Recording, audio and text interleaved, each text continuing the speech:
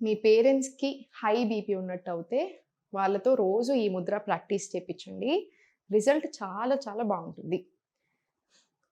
ప్రాణముద్ర last 2 fingers and thumb, last 2 fingers and thumb. Upward డైరెక్షన్‌లో place చేసి every day 15 minutes చేస్తే చాలా చాలా మంచిది. డీప్ బ్రెత్స్ తీసుకోండి ఈ ప్రాసెస్‌లో. ఒకేసారి 15 నిమిషాలు చేయలేకపోతే 5 మినిట్స్ లాగా చేసినా సరే. స్పైన్ స్ట్రెయిట్ ఉండేలాగా చూసుకోండి. సో, కింద కూర్చున్నా ఓకే. లేదా చైర్‌లో కూర్చున్నా ఓకే. అండ్ సెకండ్ వచ్చేసి నాడీ శోధన్ ప్రాణాయామం. నాడీ శోధన్ అంటే లెఫ్ట్ హ్యాండ్ చిన్ Mudra, right hand Vishnu Mudra. Right nostril close, inhale left, exhale right, మళ్ళీ ఇన్‌హేల్ రైట్, ఎక్స్‌హేల్ లెఫ్ట్. ఇది 1 రౌండ్ కదా! ఇది 5 మినిట్స్ వరకి మనం కంటిన్యూయస్‌గా ప్రాక్టీస్ చేసుకోవచ్చు. స్పైన్ స్ట్రెయిట్ ఉండేలాగా చూసుకోండి.